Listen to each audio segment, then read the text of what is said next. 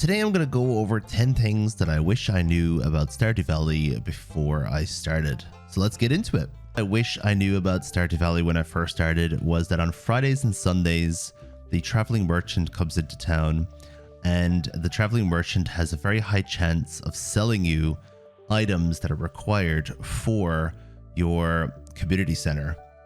So for example, apples are quite hard to get, and I'd recommend buying the apples from here if she's selling them.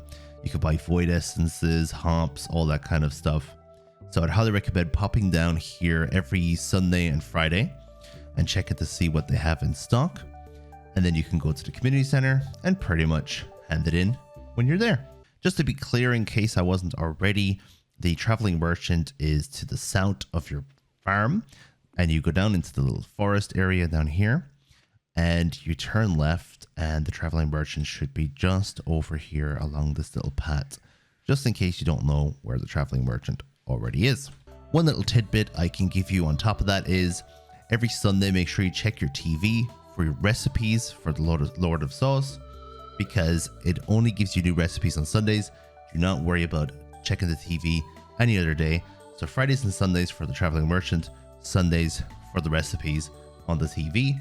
And if you ever forget to check the TV on a Sunday, you can check again on a Wednesday for reruns. And if you haven't seen it yet, then you'll be able to get it on the Wednesday. The next thing we're going to talk about is this grass around my farm. And we're going to talk about the coop and the barn. So first of all, don't cut the grass. Let the animals have the grass. And that way you don't have to worry about hay as much. So when you go into your farm, you don't have to worry about putting hay on the bench in most parts of the year, of course, except for winter. And your animals will be completely happy. And apart from not being able to find them as easily because the place is full of grass, this is really good just to give them a natural way to feed. And you don't actually need any fences in Stardew, because your animals will go straight back in as long as you leave the door open. So there is a danger to the animals if you leave the door open during the day and close it at nighttime before they get in. But if you just leave it open all the time, they'll be completely safe. So never close that door, even if it's nighttime. A lot of people try and close the door to tuck their animals in at night, as I say. And unfortunately, that is not the right thing to do. So as you can see, my duck is completely happy, and he hasn't been eating his food. This has been like this for so long in game, and I don't need to worry about feeding him because I have all of this grass. So don't cut your grass. Do cut your weeds, however. The weeds that are in between the grass, you're going to have to get those. One last benefit of this is you don't have ugly fences all over your farm, especially early game when the fences do look a bit uglier. And also you won't have to worry about lightning destroying your fences. I love the way the duck just jumped right into the water there, especially if you're on the beach beginning. It's brilliant. So one of the things that I would recommend that you do in your Stardew Valley playthroughs, especially if you're new, is use the bins. Because if you can use the bins in secret, you won't lose any relationship points with your friends in the game, and you might get some pretty rare stuff. There's actually prismatic shards in these bins. Now, as a new player, I was always afraid to go into the bins because I didn't want to ruin my relationship with the other NPCs. So there's 3 bins all the way over on the east side of town, and if you get those 3, you can do them in secret. And when you get a little bit more comfortable going through the bins, funnily enough, you will start to move towards town, and you'll know when the good timing is to actually hit the bins when you're in the town itself. Another thing that I wish I knew about Stardew Valley when I first started was that you can hold down left click for tools, and you need to upgrade them first in order to do this. And what you do is you literally go to the edge of, say, a hollowed ground and hold down left click with your watering can, and you can create extra blocks of water so you don't have to do every block individually. And as you upgrade your can, as you upgrade your hoe, as you upgrade pretty much all of your tools, especially the ones to do with farming, you can literally increase the range and the amount of blocks that you get to do just by upgrading them and holding left click. So don't forget to hold left click whenever you are farming in Stardew Valley with upgraded tools. Just a quick tidbit while we're here, if you press tab on your keyboard on PC, you can switch between the different stages of your backpack. So that way you don't have to keep going into your inventory to change position for things. You can literally just press tab. Another thing that I wish I knew when I first started playing Stardew is that passing out isn't actually that big of a deal, and it can actually be better. What is she doing out at 1 o'clock in the morning? Wait, get to bed. Anyway, you can pass out. Let's just say you're in the mines and you have loads to do and you don't want to have to walk all the way back, or you're in the skull cavern and you don't want to have to go all the way back home and you don't have to teleport. Just pass out. There's a set pretty much amount of money that you have to pay in order to pass out, which unfortunately for me is going to be a lot because I only have 5,000. But in the grand scheme of things, it's better to just pass out than have to try and go all the way home and miss out on all of that loot. So your character passes out. Any moment after 12, you get a debuff on how much stamina you get back when you wake back up. But if you pass out, you don't get any of the stamina back pretty much. That's the only downside apart from the money. And when you pass out, one of the locals will bring you home. And unfortunately, you have to pay. Now, it gets more expensive the more money you have. It's a percentage, but it goes up to a maximum, I believe, of 1,000 G. I have seen in the past that it was 1,500, but I think they patched that. I think they changed it. So the maximum pretty much you have to pay is 1,000 for passing out. We'll talk about trees real quick. Trees are very important in Stardew. Get as many of these as you can early game and try not to forget where you put them so that you don't end up cutting them down by accident. And I'll show you a little trick on that one as well. Now, these trees need 8 blocks around them. So as long as you leave a gap and then another gap, you can put down another tree and there won't be any issues.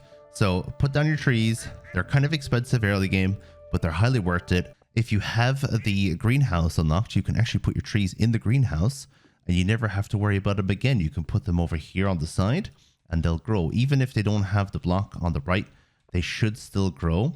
And if you are worried about them not growing over here, then you can just put them on this block right here. That way you're not going to have to worry about the 8 blocks around because these count as blocks. Another thing about trees that I do is I plant my trees outside of my farm. So I put them out here next to the bus stop, or I put them in the northern part of the forest. And what I like to do is I like to have different types of trees out here. These ones are naturally spawning, but what I do is I put my tappers onto these trees instead of the ones on my farm. That way loads of other trees don't start growing around these trees and I can comfortably get my resins without having to worry about other trees getting in the way. The next tip that I would love to have known when I first started playing this game was the community center tab. So the community center tab is right here, and this will keep track of all the different things you need to do in order to get the bus repair, for example, or just finish the community center in general. However, the most important thing here that I never knew until a couple of playthroughs ago was that if you hover over wood, for example, now let's just say I still need wood for my community center, which I've already handed in, so I can't show you. This will start to pulse. So if you hold over this and this starts to pulse, that means you still need it for the community center and you shouldn't sell it. So if it doesn't pulse, you don't need it anymore. You can sell it if you like. This feature has saved me so much when it comes to Stardew Valley, because at the end of the day, knowing what you can and can't sell is such a big deal in this game. And being able to hover over this and see what you need for the community center is really, really key. This one is to do with the museum. And if you are clicking on the museum and you click on collect rewards, you will see that I have left all of this in here because I don't want any of it. Maybe I want the pumpkin seeds, but apart from that, I don't want any of this stuff. Also maybe the rare crow, but other than that, I don't want any of this. So if you don't want this crap and you don't want to have to worry about putting it somewhere because at the end of the day you can't sell it, you can just leave it here. Don't collect the reward and it'll just stay here. And if you ever want to actually come and get it, it's right here if you want it. I'll take the rare crow for now, but other than that, I don't want any of that crap. So the next one that I would recommend that you guys make sure you do is these berries. And we also have another product that I want to show you. And I want to show you where it is, so kind of follow where I'm going. These berries, whenever I played this game at the beginning, I always left these berries here. Now, most of you guys would probably have collected these naturally. And yeah, I think it probably would have been just me that wasn't collecting them. But they sell for so much, so make sure you go around and collect all the berries. Now, one of my favorite things to do, actually. And most of the time, the berries are available in the spring, but they have a season. So I think it's like the 14th or the 15th that they start to grow. So as soon as you start seeing the bushes have berries, go around and collect, because the season won't be there forever. And this is where I wanted to bring you. Every spring, you can come down and get some spring onions. And sometimes there's loads of them right here. And there's some up here, and there's some up here. So I'd recommend popping down here once or twice, every 2 or 3 days, or maybe even 4 or 5 days. I'll let you time it yourself. Just get your spring onions. They sell for a lot of money. And don't forget, when you're picking up the spring onions, or when you're picking up anything in this game, just hold down right click. You'll pick up the items automatically instead of having to constantly click the right button. So really quickly, I'm going to show you one last thing that I wish I knew whenever I started playing this game. And that is using the chair to get around the obstacles. Now, in this playthrough, unfortunately, I already have the obstacle removed. So I'm not going to be able to show you me getting around the obstacle fully. I will show you me getting around a different obstacle. But there is a big log here. And you stand next to the log, and if you put down your chair just here with left click, and then you right click onto the chair and then right click back off again, you'll end up having access to this little area way earlier than you're supposed to. Best place to get an early game chair is from Robin, but she doesn't always sell it, so you have to get lucky.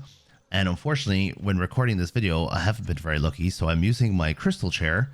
And I'm using one of my end game characters, which means I wasn't able to show you the log directly. So I'm going to use a different area just to show you how to do this.